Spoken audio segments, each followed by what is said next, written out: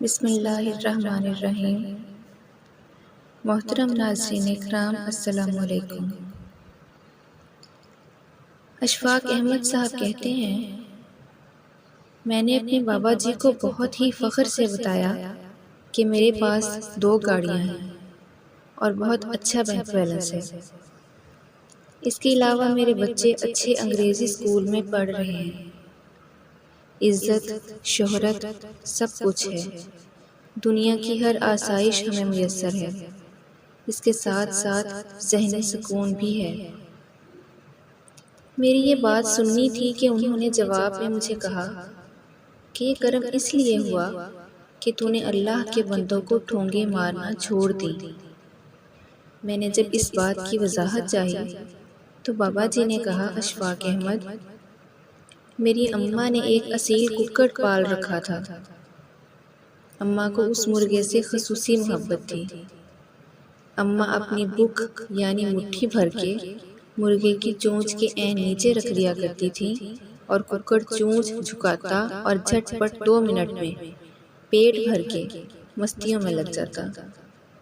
میں روز یہ ماجرا دیکھا کرتا اور سوچتا کہ یہ ککڑ کتنا خوش نصیب ہے، کتنے آرام سے بنا محنت کیے اس کو اماں دانے ڈال دیتی ہیں۔ ایک روز میں صحن میں بیٹھا پڑھ رہا تھا۔ حسب معمول اماں آئی اور دانوں کی بک بھری کہ مرغے کو رزق دے۔ اماں نے جیسے ہی مٹھی آگے کی، مرغے نے اماں کے ہاتھ پہ ٹھونگ یعنی چونچ مار دی۔ اماں نے تکلیف سے ہاتھ کو جھٹکا تو دانے پورے صحن میں بکھر گئے۔ اماں ہاتھ سے ہلاتی اندر چلی گئی اور مرغا جو ایک جگہ کھڑا ہو کر آرام سے پیٹ بھرا کرتا تھا، اب وہ پورے صحن میں بھاگتا پھر رہا تھا۔ کبھی دائیں جاتا، کبھی بائیں، کبھی شمال، کبھی جنوب۔ سارا دن مرغا بھاگ بھاگ کے دانے چگتا رہا، تھک بھی گیا اور اس کا پیٹ بھی نہیں بھرا۔ بابا دین محمد نے کچھ توقف کے بعد پوچھا، بتاؤ مرغے کے ساتھ ایسا کیوں ہوا؟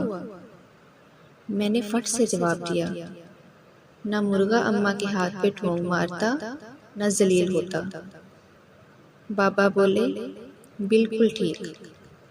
یاد رکھنا، اگر اللہ کے بندوں کو حسد، گمان، تکبر، تجسس، غیبت اور احساس برتری کی ٹھونگے مارو گے تو اللہ تمہارا رزق مشکل کر دے گا اور اس اصیل ککڑ کی طرح مارے مارے پھرو گے۔ تو نے اللہ کے بندوں کو ٹھونگے مارنا چھوڑی، رب نے تیرا رزق آسان کر دیا۔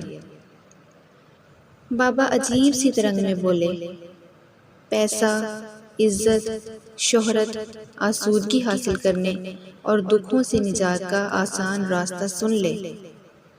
اللہ کے بندوں سے محبت کرنے والا، ان کی تعریف کرنے والا اور ان سے مسکرا کے بات کرنے والا اور سب سے بڑھ کر دوسروں کو معاف کرنے والا کبھی مفلس نہیں رہتا۔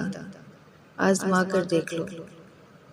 اب بندوں کی محبت کے ساتھ ساتھ شکر کے آنسو بھی اپنی منزل میں شامل کر لو تو امر ہو جاؤ گے۔